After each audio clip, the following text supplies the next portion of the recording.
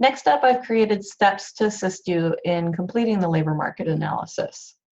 So first, you would gather your program's designated taxonomy of programs codes, or top code. You may have one, you may have several per program.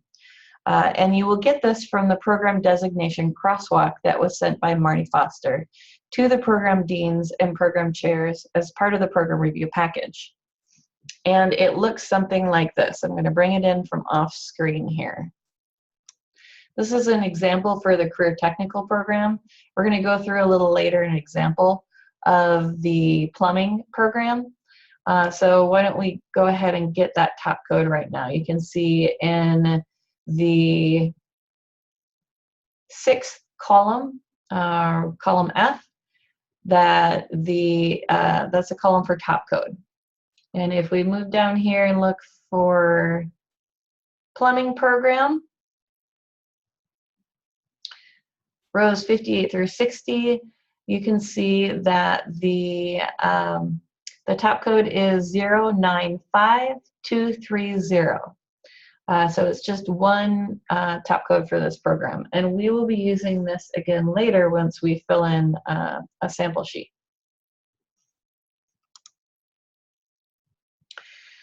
Okay, so while writing the LMI summary, you will link your program codes or your top codes to standard occupational classifications, which are called SOC codes. You will then gather your program's course and program award data for completions in 2014-15 from this year's program review data tables. We're using 14-15 data as opposed to 15-16 data because there is some time needed to reconcile data. And meaning reconciling is that students who completed the program in 14-15 need a certain amount of time to get into the workforce. So that's the reason for the delay, basically. Third, you'll go to the COE website where you'll be able to obtain demand and supply information for a single occupation or cluster of occupations to demonstrate a regional program need. You'll then write a concise LMI summary for each CTE certificate program using the Program Review LMI worksheet, which is Form A, Section D. You can see that we have the summary statements in each of the columns from the demand and supply tables to assist you in filling out the template summary. Right here underneath the information in parentheses and underlined, and oftentimes those are the actual columns themselves in the demand and supply tables. And we've just placed them here to kind of assist you in knowing which columns to pull the data from. Go back.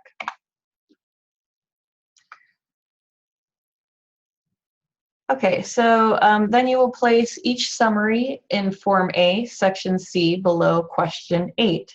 Each program summary addresses questions 6, 7, and 8 to the extent required. You may conduct additional analysis of each question, but it is not required. Let's go now to the COE website.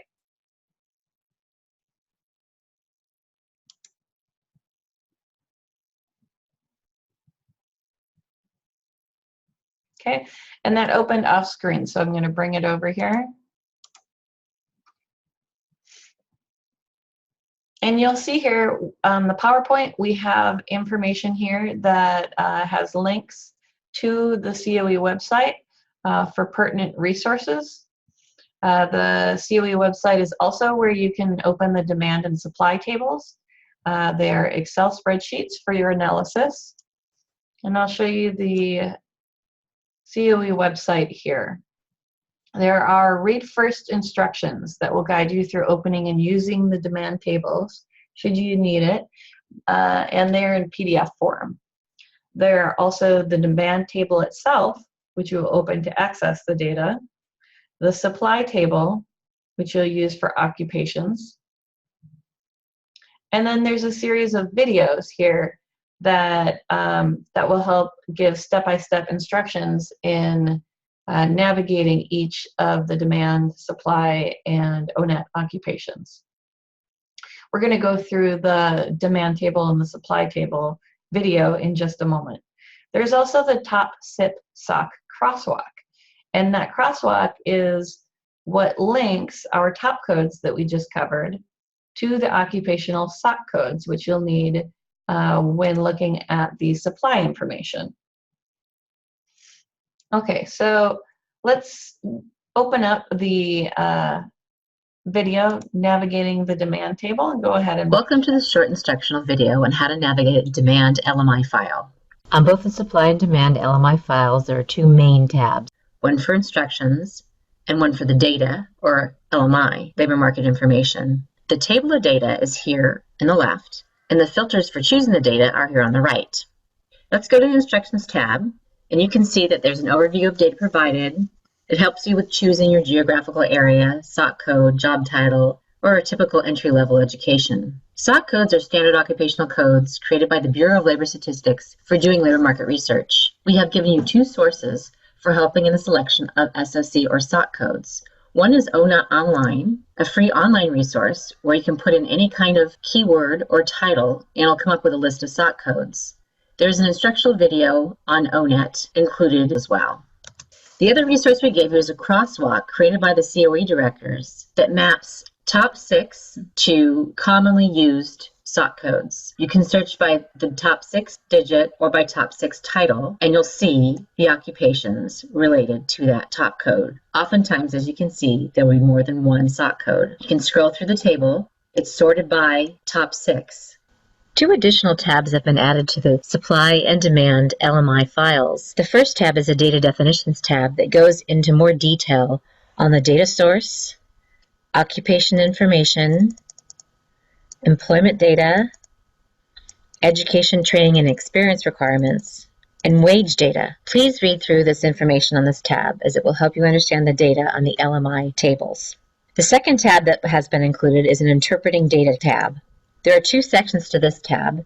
There is a disclaimers section and an implications for analysis section. Now let's go back to the demand LMI tab and look at these 6 boxes on the right for filtering our data. You can filter by region, economic subregion, county, SOC code, occupational title, which is related to the SOC code, or educational level. Let's go to LA Orange. So I just select LA Orange. And right away you can see there's a red filter that popped up in my box. That means I've created a filter in this box. It also affected these other boxes and grayed out counties that are not included. Let's say I only wanted to focus on Los Angeles County. I can choose Los Angeles. Again, I haven't made a selection economic subregion. However, my choices in county and region affected that box, as well as the SOC codes available and the educational levels. I'm going to choose an occupational title now to get more data on, and I'm going to start with medical assistance. So when I click the title, it automatically gives me the SOC code over here in this box. And then let's say that I might want some other titles included as well. My program might prepare students to be medical secretaries. Kind of hover over these that are cut off. You can see the full title comes up. I'm going to hold down the control key and choose medical secretaries. I'm going to choose medical records and health information technicians as well. So I've got 3 SOC codes, and then you can see over here in the table, I've got my data for my 3 occupations. On the bottom, where it says grand total, this will be the total for all your chosen occupations. We've got 2014 jobs, 2017 jobs, 2014 to 17 change, which would be the new jobs, and this is the percentage change over that 3-year period. And openings is a summation of new jobs plus replacement jobs. And then you divide that number just by 3 to get an idea of annual openings. And that is usually the number that we use to indicate demand for a set of occupations or occupational cluster. The wages that are given are a 10% hourly earning wage and a median hourly earning wage. 10% hourly earnings is typically the entry-level wage for any of these occupations in the region selected. The other column of information that we haven't looked at yet is the typical entry level of education, which is given by MZ, and this is predominantly what is required as a degree or level of education when entering the job. So you want to be careful here. You might see that all the occupations you selected require a bachelor's degree or a master's degree. And if that's the case, you might want to do some more research in ONET to figure out what is typically the education level of people employed in that job. Now, if I'm all done with my data, I can copy this table out just by selecting it all into another sheet. And let's say that I want to clear all my filters. There are two ways of doing this. I can either click on all these red filters to clear, or just click refresh clear all filters. A message pops up that says all selections on filters have been cleared. You can make your new selections by using the boxes on the right. I hope this instructional video will help you when selecting your demand data. For any other questions or help, please contact your regional COE director.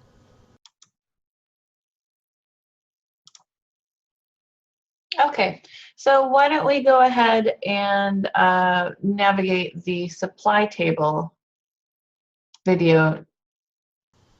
Welcome to this short instructional video on how to use the supply LMI table. Both the demand and supply files contain two main tabs. One is the LMI tab that has the data and the filters for selecting the data. The other tab is an instructions tab. The instructions tab shows you an overview of the data and how to select your data. On the supply instructions tab, there's a table to help you choose top 6 codes. You can scroll through this table to find either a program or a title.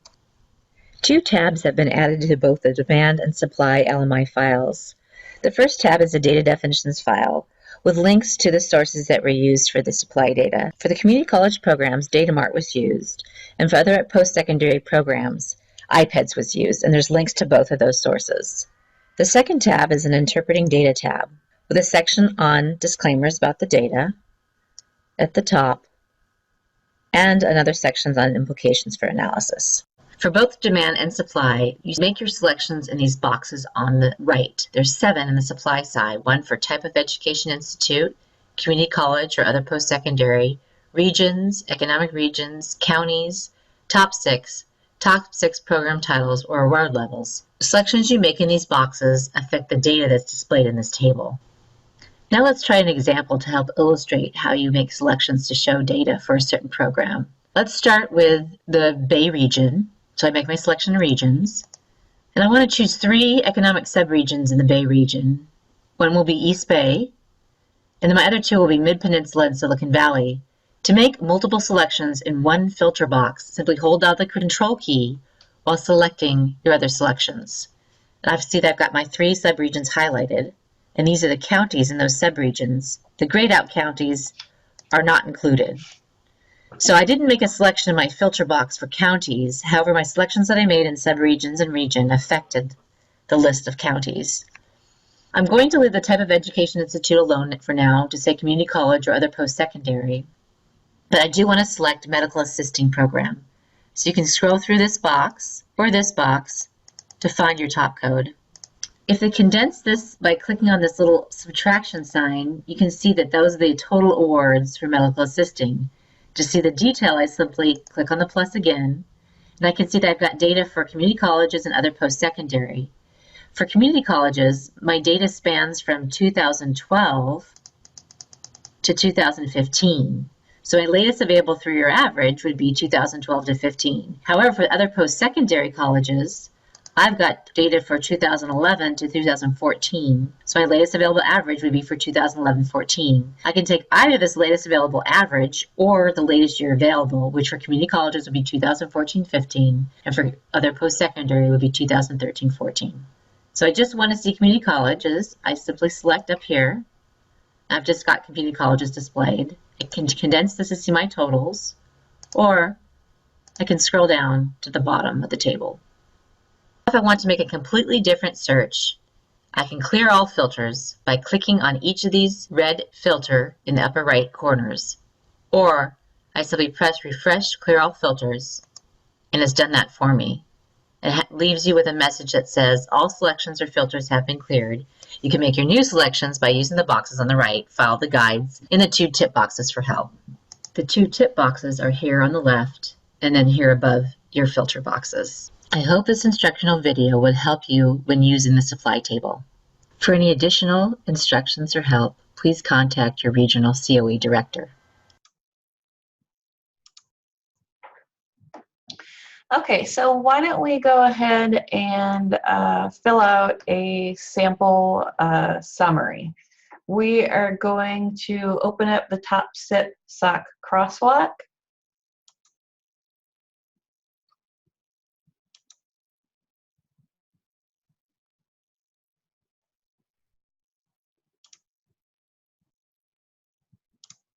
Okay, and this is where if you pull on crosswalk and you select the filter for the top 6,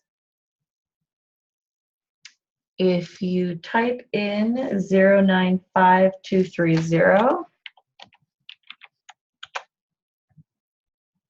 which is what we grabbed from our program designation sheet earlier, unselect the select all search results, because right now, even though we have this text here in the filter, it isn't actually pulling in just this 095230. So deselect everything and then reselect just the 095230. And so this is where you see that for the plumbing pipe fitting and steam fitting title, it matches to plumbers, pipe fitters, and steam fitters, and septic tank servicers and sewer pipe cleaner occupations, with the occupation codes 472152 and 474071. So this program may not actually be intended to train to both of these, and in that case you would just select the one that it's applicable for. However, for this exercise, we're going to say it does, and we're going to say that it has 2 occupations that it trains, 2 typical occupations that it trains for.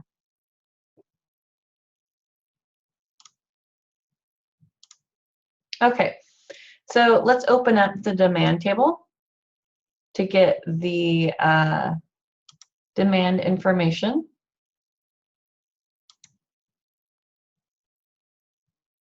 Okay, and this is where you see that you will be asked to put in your password protection. I'm going to do this off screen because it is private. Again, you can get this from myself, from Marnie Foster, Michelle Fishthal, from your program dean or your program chair.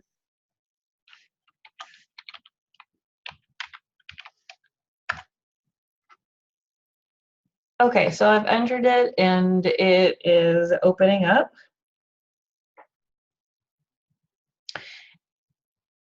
Click enable editing, and then you should be able to start making your select and enable content, and you should be able to start making your selections. I'm going to make this a little bit smaller for the time being so that you can see the summary. Actually, first I'm going to go ahead and bring us to the plumbing certificates or plumbing program. So why don't we go ahead and select the region, which is San Diego Imperial. And that will filter out all other regions. And then we're going to actually just select San Diego County. Right now it's got San Diego and Imperial selected. We're just going to select San Diego County. And then you can enter your information by either the SOC code or the occupational titles. And the SOC codes that we got previously, let's see, I'm going to actually enter by the occupational title. So that was plumbers, pipe fitters, and steam fitters.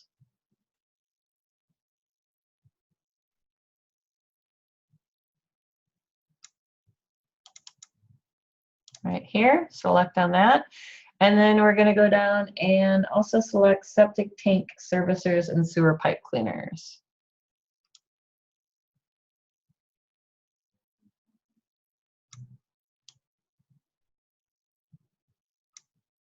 Okay, and so when you do that, you're going to want to select control before you click on it so that you are able to keep both selections. So here we see that we have information for each of these areas. If you did have something in there that had an educational level that was, say, doctoral or master's degree, bachelor's degree, that was selected, you may want to deselect that because we are training for workforce or a educational level that is not requiring a bachelor's degree. So they would not be going directly into that occupation. Okay, I'm going to also bring up here, I'm going to take this off the screen for just a moment.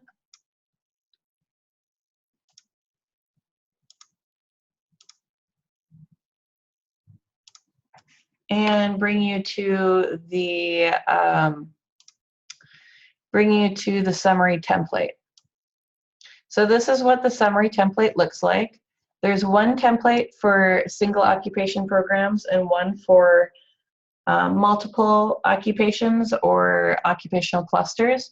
Each of the underlined areas, as I said before, in parentheses, in this template provide information to help fill in the data needed to complete the summary narrative, usually referring to a column in the demand or supply table from which you'll be pulling the data. In using this template, note that it is a general template, so should your program or programs not fit exactly in the mold of this template, you may change it to the extent needed. Also, you may format as you wish. Okay, so for the first sentence, and then the first two bullets, that is the information that's going to come from the demand table. And then the third bullet is going to come from the supply table. And the final sentence is going to be a combination of the data that we pulled from the demand and the supply tables. And you'll actually be able to pull that just from the data that you've already written up. So looking at the first sentence, the plumbing program, which is our example, will prepare students for entry-level employment opportunities in a cluster of occupations. We'll put in the occupations, which are plumbers, pipe fitters, and steam fitters, and the SOC code, and septic tank servicers and sewer pipe cleaners, and that corresponding SOC code. And then fill in the following summarizes an aggregate LMI in San Diego County for the aforementioned occupation. I'm going to exit out of this screen so that I can type into it.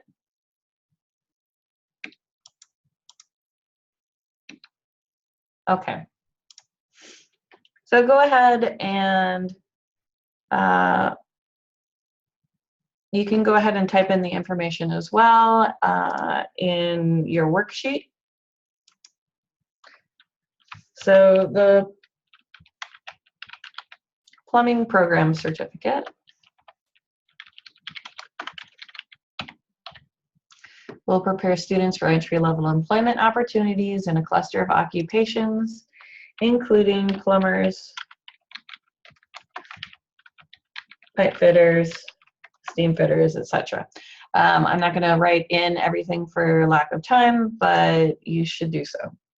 The SOC code for this one was 472152. And then we're also adding in the septic tank.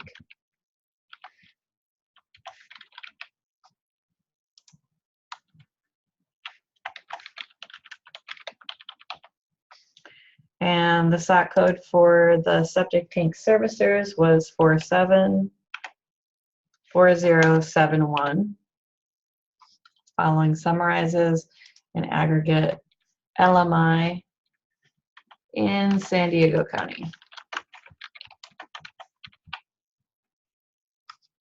Okay, so why don't we go back to the demand table, and we'll be filling in the projected job change. This will be a number, the number of jobs that is projected, as well as the percentage growth, with the largest growth being in one of these two areas, plumbers, pipe fitters, or septic tank servicers. And then we'll also add in the percentage growth. we'll finally add in the overall annual openings and the projection for that.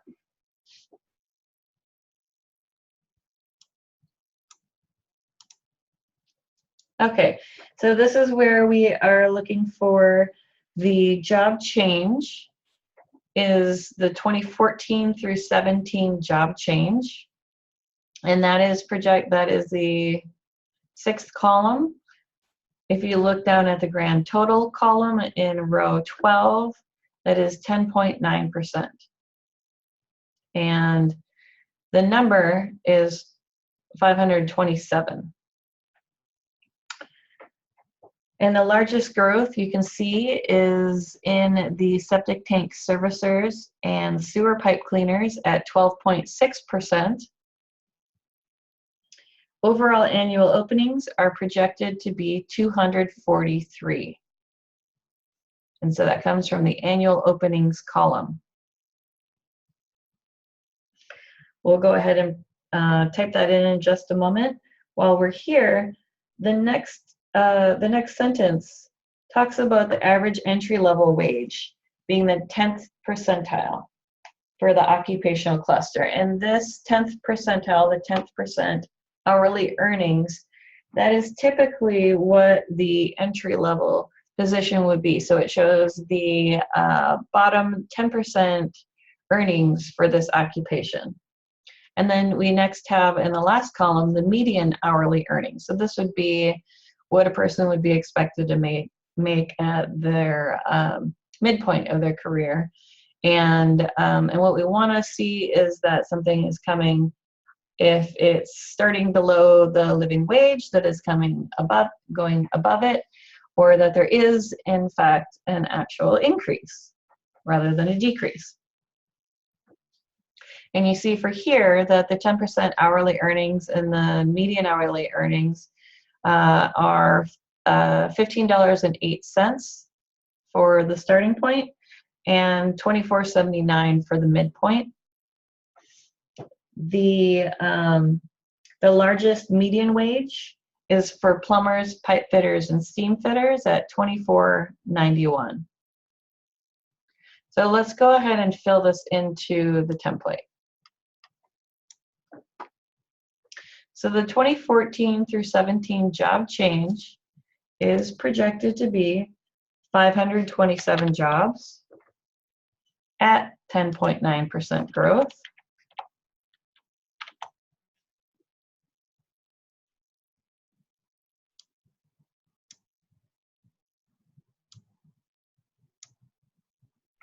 With the largest growth being in septic tank servicers and sewer pipe cleaners.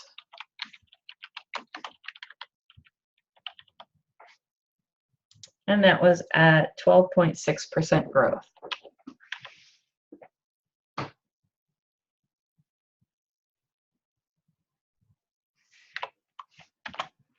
Overall annual openings are projected to be 243. The average entry-level wage, 10th percentile for the occupational cluster, is $15.08, with a median wage of $24.91. The largest median wage is for plumbers, pipe fitters, and steam fitters.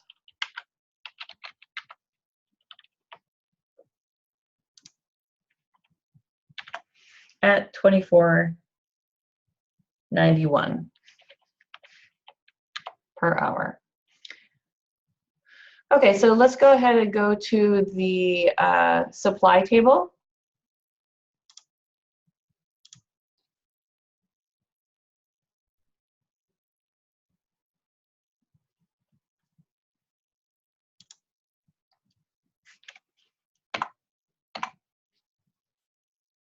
Right there. See if it opens from here. Whoop. Welcome to this short.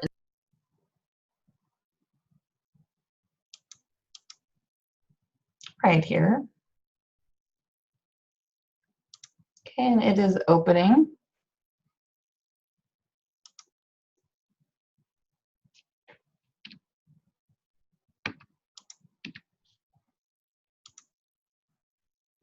Okay, going to enable editing, enable content.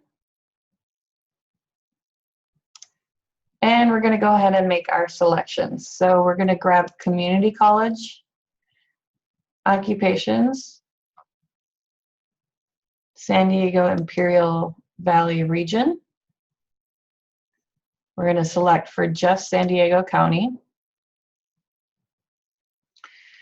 And then we're going to go ahead and select the top 6 or program titles. Because there were 2, you could either select individually each of the program titles, or you could go here and just select the single top code.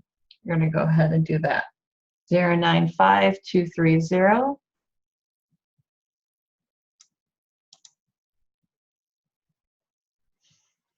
And you see we've just got the plumbing, pipe fitting, and steam fitting.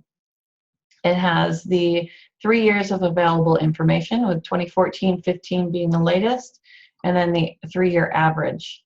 If we open it up, so if you go to line 12 and you look at this tiny little plus sign, click on it and it will open it, and you can see all of the colleges or universities in the area that are providing student completers who are then employed, or student completers, I'm sorry. And so if we also look here, you take a look at San Diego City College and San Diego Mesa College, you note that we do not see San Diego Continuing Education as the provider of any completions. And for this, this is because San Diego Continuing Ed is counted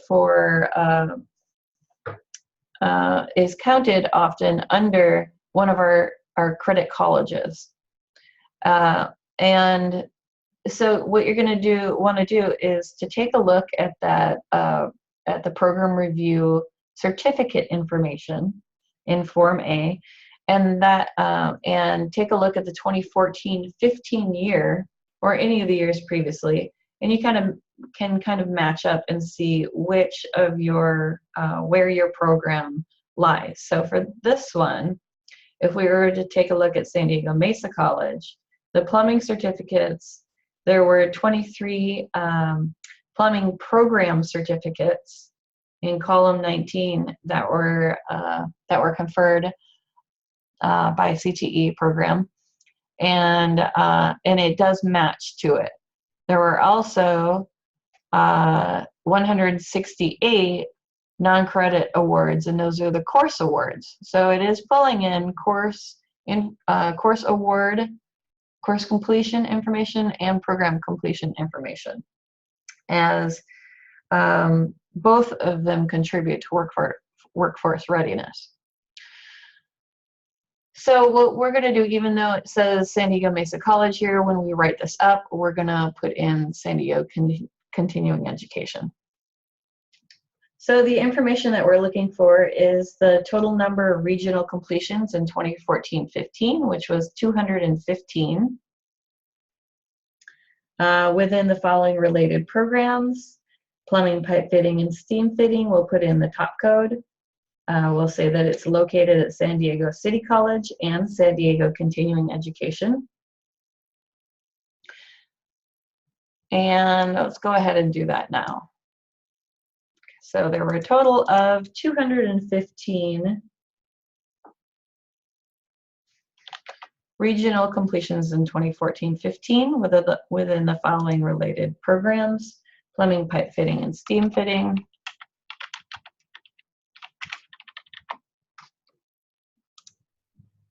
Top code 095230, located at San Diego City College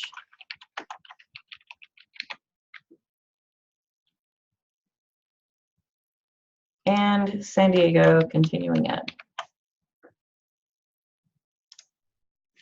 We'll put in, and then I wanted to put in, because if you notice, we did not see any septic tank cleaners occupations or programs that are providing completers.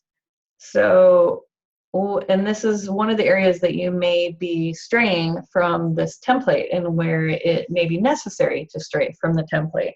So what I'm going to write in here,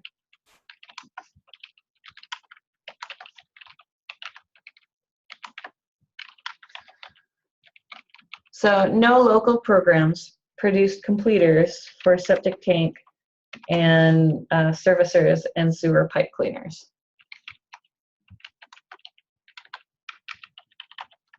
And then add in the top code. It seems redundant here, but it isn't if you're needing it because you have two different top codes. So it is still important to fill in the top code and the SOC information earlier. So now we're going to fill in the final information, and we can get that from this data here. So from the first bullet, where it's saying overall annual job openings are projected to be 243, we're going to pull that into here with 243 annual job openings. And then we're going to pull in the 215 regional completions from the third bullet. So we say with 243 annual job openings and 215 related regional completions, there's an annual net demand of, and you either subtract, and you just get that difference, 28 openings. And in this case, it is positive. The demand gap warrants the regional need for, and I'll put, I'm going to decide to put continuation of the current program at SDCE. However, you would make the decision on whether that demand gap warrants continuation and new program expansion or discontinuation of a program if the supply happens to be higher than the demand. So here I'm just going to put in continuation.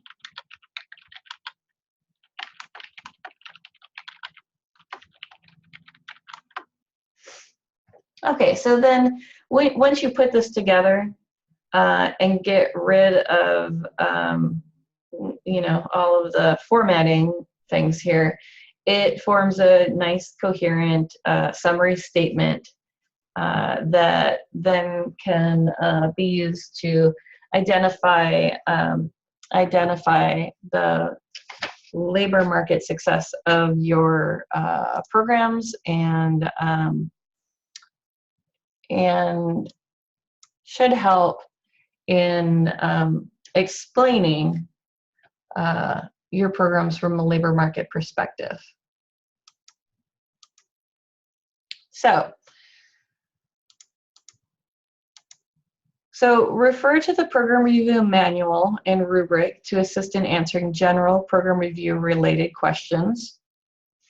The rubric is intended to be a much used source of information to communicate the expectations of the program review committee and clarify how to write a great program review. If you have questions about the labor market information, you can refer to the LMI worksheet and the COE website to assist in answering questions related to the labor market section. You can also refer to this PowerPoint and webinar, which are publicly posted on the Office of Institutional Effectiveness website under the Program Review tab. For any additional program review questions, you may email Marnie Foster. She will either answer the question herself if she can, or direct the question to Dean Michelle Fishthal or myself to be answered and sent back to you.